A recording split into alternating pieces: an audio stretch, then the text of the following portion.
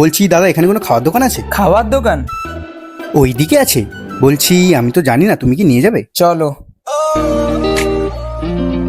এই যে এই দোকানটা। দাদা দুটো পেস্ট্রি দেবেন তো। বলছি ভাই তুমি একটু নাও। আরে না না না না, ঠিক আছে আরে ঠিক আছে। নাও না, খাও না।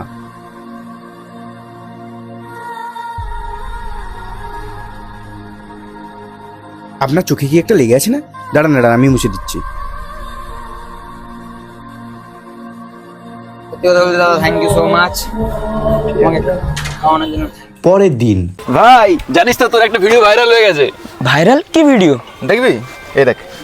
আজ একটা গরিব ছেলে আমায় খাওয়াতে বলছিল সামনের দোকানে যা হোক কিছু খাওয়াতে। আমি তার কষ্ট একদম দেখতে পাচ্ছিলাম না, তাই তাকে একটা পেস্ট্রি কিনে খাইয়ে দিলাম। মনে হয় অনেকদিন কিছু খায়নি, তাই খেয়ে কান্না করা শুরু করে দিয়েছিল। আমি নিজের হাতে ওর চোখ মুছে দিলাম। ছেলেটা খুশি হয়ে আমায় জড়িয়ে ধরলো।